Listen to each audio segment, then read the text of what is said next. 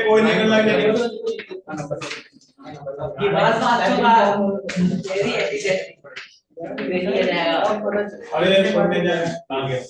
हल्ला नहीं करना अभी पिटाई लगा दूंगा अगली बार 500 पास हाँ जो भी पार हो अभी हल्ला नहीं करना तो आप इधर देखिए आप आगे अभी तक जो भी चैप्टर्स आपने पढ़ा था वो सभी इजी चैप्टर्स थे ना उसमें आपका ये हालत है अभी जो चैप्टर शुरू होने वाला है सेंटर ऑफ मास रोटेशन है ना काफी टफ चैप्टर है ना पूरा मैकेनिक्स का बोल सकते हो हार्ट ऑफ द मैकेनिक्स है सेंटर ऑफ मास और रोटेशनल मोशन ऐसे चल फ्लूइड मैकेनिक्स सारे चैप्टर खतरनाक तो डरा नहीं रहा हूँ बस ये बोल रहा हूँ कि ध्यान से सुनो और मेहनत करो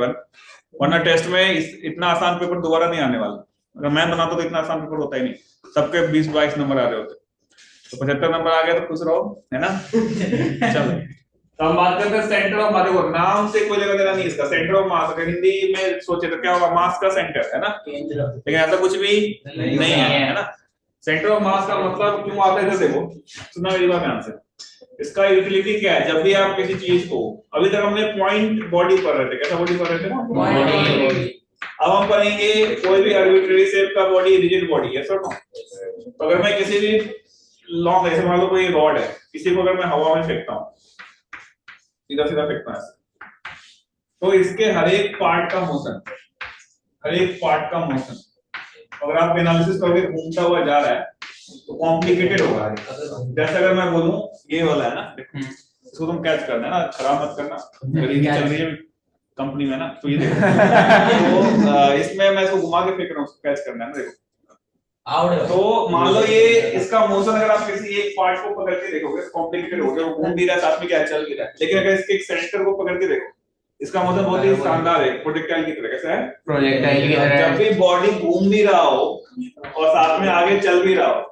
तो ऐसे में सेंटर ऑफ मास पे बैठ के मोशन को देखना क्या होता है आसान लिख लो इस चीज को पहला यूटिलिटी ऑफ सेंटर ऑफ मास इसका पढ़ क्यों रहे हैं आप पहले लिखिए utility of centre of mass utility of centre of मास जब भी कोई बॉडी घूम भी रही हो चल भी रही हो तो ऐसे में कहां पे बैठ के मोशन को एनालिसिस करना लिख लो whenever a body is rotating as well as translating whenever a body is rotating as well as translating मतलब आगे की तरफ चल रहा है translating then it is easy to analyze the motion then it is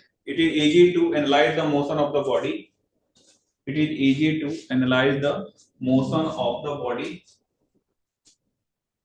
with respect to क्या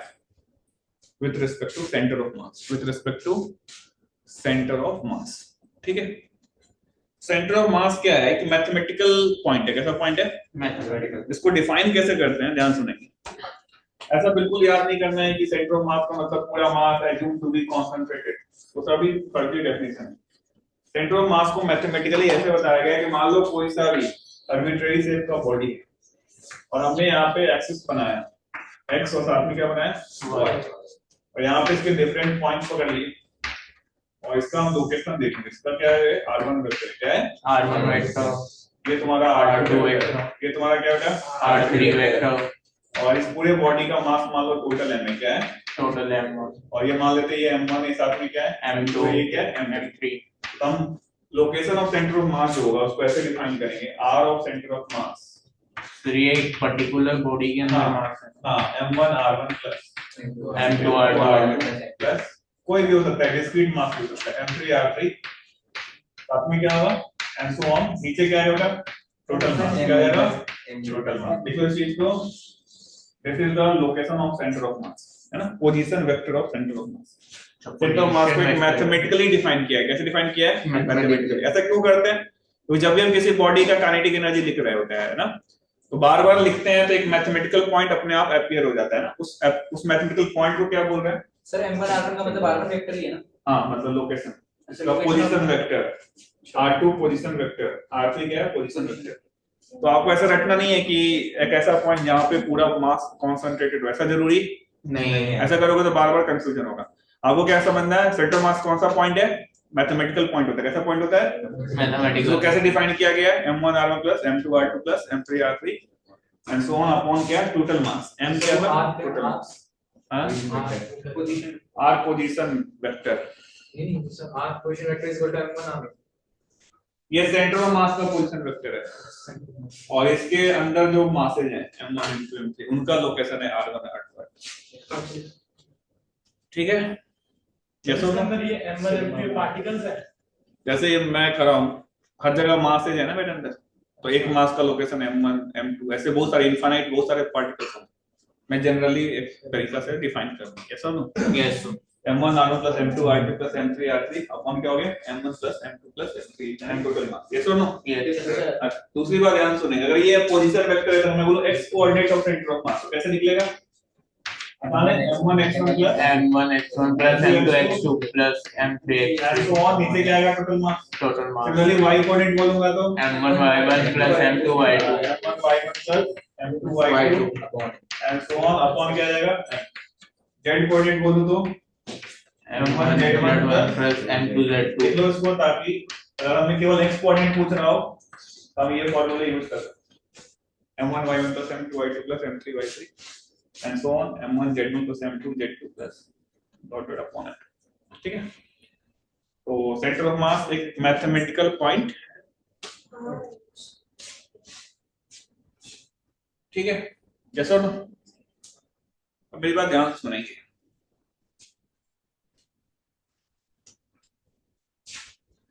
देखो जो सेंटर ऑफ मास का पोजीशन वेक्टर है वो रेफरेंस फ्रेम पे डिपेंड करता है किस पे डिपेंड करता है रेफरेंस फ्रेम जैसे वंस के लिए सेंटर ऑफ मान लो मेरा सेंटर यहाँ है तो इसके लिए सेंटर ऑफ मास का लोकेशन कुछ अलग होगा इसके लिए कुछ अलग होगा उसके लिए कुछ अलग होगा लेकिन exact location center of mass का सेम रहेगा यानी अगर आपने इस कोऑर्डिनेट एक्सिस को चेंज किया तो क्या चेंज हो जाएगा पोजीशन वेक्टर लेकिन exact location center of mass का वही रहेगा देखो इस चीज को when we change the coordinate axis when we change the coordinate axis then position vector of center of mass when we change coordinate axis then position vector of center of mass also changes position vector of center of mass also changes but exact location of center of mass does not change but exact location of center of mass does not change yes or no बात समझाइए सो reference में change होने एक x two सही हो रहा है हाँ जैसे मान लो इस चौक का मान लो मिडिल पॉइंट पे है तो इसका मिडिल पॉइंट तो कहीं चेंज नहीं हो रहा ना बस इसका पोजीशन वेक्टर क्या हो रहा है चेंज हो रहा है कोऑर्डिनेट एक्सिस को चेंज मतलब देखने के तरीके हाँ यानी कभी भी एग्जाम में अगर आपसे सवाल आता है सेंटर ऑफ मास निकालो तो क्या गिवन होगा कौन सी इंफॉर्मेशन गिवन होगी किस एक्सिस के अबाउट निकालो यस और नो क्योंकि अलग-अलग एक्सिस के अबाउट अलग-अलग आएगा यस और नो यस सर हमेशा एग्जाम में क्या गिवन होगा कि किस किस रेफरेंस क्लियर है चीज ये इंफॉर्मेशन आपको क्वेश्चन में गिवन होगी जैसे मैं आपको सवाल देता हूं लिखो आप problems on center of mass of discrete masses problems on center of mass of discrete समझता है पॉइंट मास है ना discrete masses सर क्या मतलब डिस्क्रीट मास है पॉइंट मास जैसे छोटा-छोटा 1 kg है ना तो मैंने एक स्क्वायर बनाया ध्यान सुनिए बिल्कुल आसान सवाल दे रहा हूं ताकि तुम्हें समझ में आए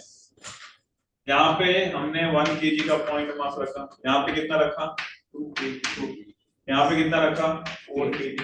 यहाँ पे कितना रखा 6 kg अब ये और ये डिस्टेंस मान लो 1 मीटर है कितना है 1 मीटर 1 मीटर का स्क्वायर तो हम यहाँ पे एक्सिस ले रहे हैं पहला एक्सिस ये ले रहे हैं this is your y axis this is your x axis ठीक है दूसरा एक्सिस हम सेंटर को ले रहे हैं ये y एक्सिस और ये क्या है आपका x एक्सिस दोनों के अबाउट सेंटर ऑफ मास का लोकेशन होता है ठीक है पहले में ओरिजिन किसको माना है कॉर्नर पॉइंट इसको ओरिजिन माना है अगले में ओरिजिन कहां पे माना है इसके यहां पर ये आपका 0 मौजूद दोनों के लिए दो सवाल है एक ही दो बार में लिखो इसको कॉपी में ना मैंने तो एक दो ही बना दिया आप एक स्क्वायर बनाओ, एक बार एक्सिस मैंने पहले बताया, एक बार दूसरी बार बताया, देखो दोनों के अबाउट क्या क्या आता है लोकेशन, क्या वो सेम आता है अलग आता है, चेक करते हैं। रेफरेंस फ्रेम बिल्कुल बिल्कुल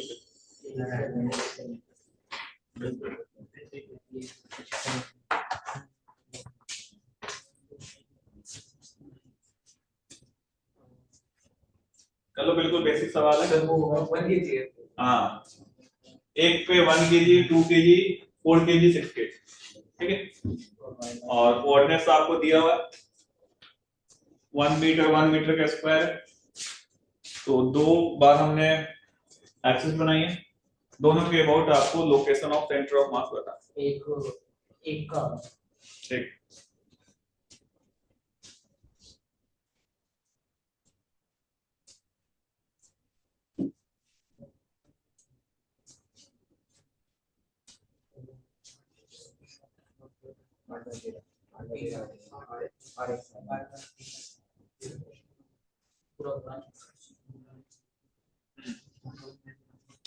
सर तीन में तेरह नहीं होती है। हाँ। X पहले वाला है ना X का कोऑर्डिनेट डाल के 8 पे तेरह 3 में तो बीच से है। हाँ बिल्कुल वो क्या बोलते हैं सेंटर, स्क्वायर का सेंटर वो अपन ने ओरिजिन निकालना किससे है? दोनों के अबाउट निकालना, सेंटर ऑफ मास का तो करना बोला था ना सवाल, सेंटर ऑफ मास किस पे डिपेंड करेगा? Frame of reference. हाँ, दोनों फ्रेम के अबाउट बताना क्या क्या है। मेरे को तो यही लगता है तो विच साइज 8 पे तेरह 3 में तेरह हाँ ये 8 पे तेरह 3 होगा 3 में होगा ना 3 वो तो 8 3 में तेरह क्या आ गया सबका आ गया। एक साइड दूसरा वाला होगा 1 plus 0.5 minus 3 minus 2 like that negative है नहीं हां नेगेटिव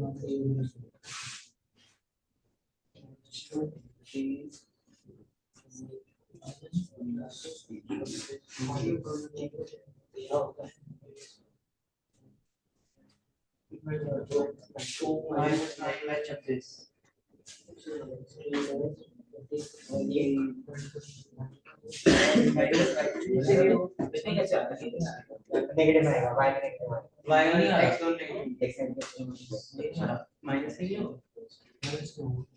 प्लस में जाना नहीं आया एक सेकंड से x क्यूब कर दी एक आगे सारी बार दूसरा वाला क्या वो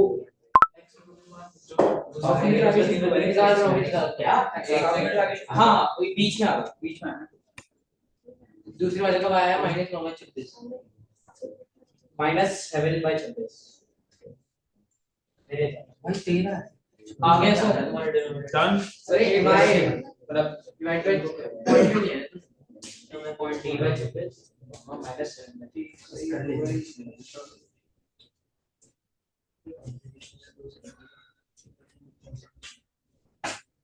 सर x -3/26 y -7/26 दूसरे के लिए यस सर ये सही है और फाइनल का 8 चलो देखते हैं 8/13 और 3/13 सातवीं का आंसर आ रहा है 12/13 3/13। नहीं 8/13 ठीक है कोई बात नहीं याद है। तो सबसे पहले केस वन -7/26 हो गया ब्रो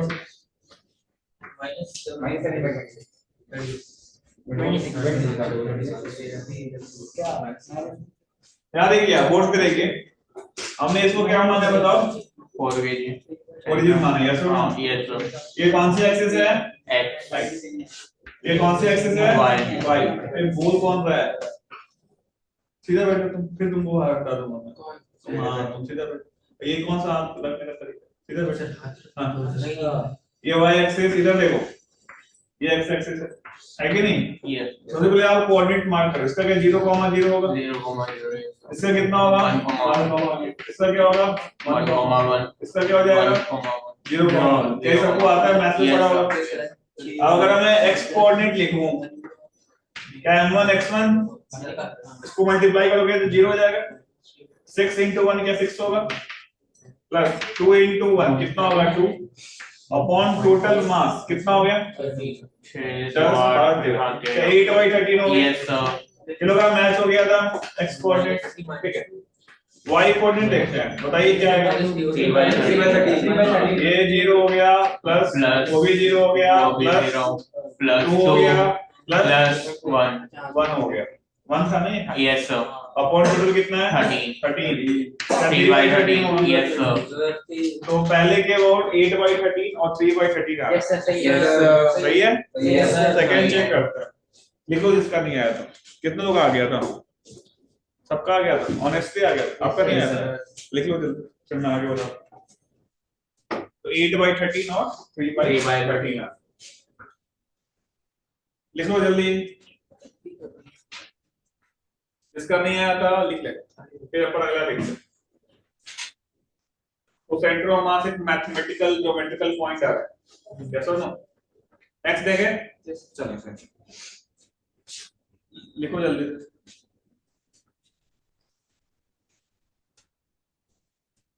अगले के बोर्ड क्या है, 3/26 minus 3/26 और minus 7 केस 2 में देखते हैं, बात मत करो। केस 2 में अगर देखें, फिर से हमारा जो एक्सिस अभी हमने माना है, क्या ये वाला y है, ये वाला क्या x है, x है। अब मैं कोऑर्डिनेट मार्क करूंगा, ये कितना होगा बताओ, 1/2 होगा ना बेटा, आया ना। तो x में 1/2, y में भी क्या है 1/2, ये कितना होगा x में -1/2, y में क्या हो गया, नहीं x में +1/2, y में माइनस ये कितना हो जाएगा -1/2 और -1/2, ये कितना हो जाएगा -1/2 और 1/2। कितने लोगों ने लिख लिया था ऐसे कोऑर्डिनेट्स, पक्का लिख लिया था। अब मैं x कोऑर्डिनेट लिख रहा हूं, यहाँ पे लिख रहा होगा, हाँ x coordinate of the centre of मास। अब यहाँ से लिखना शुरू करो, m1 x1 2 into 1/2 plus 1 into -1/2 plus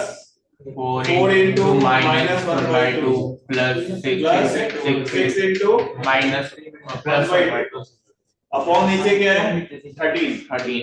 यही है ना बेटा। yes sir सॉल्व करो, 2 से 2 गया, ये कितना हो जाएगा 1 -1/2 कितना हो गया, ये -2 प्लस कितना हो गया 3, ये होगा क्या 13। इसको सॉल्व करेंगे क्या मिलेगा 4 -2 2 -1/2 राइट अपॉन 13, फाइनली क्या मिलेगा 3/26। यही आया था क्या 3/26 आ रहा है, लिख लो जल्दी। यस सर सही है। तो x कोऑर्डिनेट आ गया 3/26, बिल्कुल डिफरेंट आ रहा है ना। तो जैसे हम अगर फ्रेम को चेंज करते हैं वैसे ही क्या हो रहा है कोऑर्डिनेट चेंज हो रहा है, लिख लो जल्दी। y कोऑर्डिनेट क्या आएगा, सेम लॉजिक बताओ या हो जाएगा, हो जाएगा ठीक। तो अब जब भी आपने सेंटर ऑफ मास निकालने के लिए एग्जाम में सवाल पूछेगा तो क्या गिवन रहेगा किस फ्रेम से के अबाउट निकालना है, यस और ध्यान रहेगा। एक और सवाल कर लें इसी टाइप का, लिखो फिर एक और सवाल दे, इनका आ गया वो नेक्स्ट क्वेश्चन करेंगे। मान ले ट्रायंगल बना लेते हैं, ऐसे ट्रायंगल बना लेते हैं, ये मान लो 3 kg, ये मान लो 2 kg, ये मान लो 4 kg, ठीक है बेटा।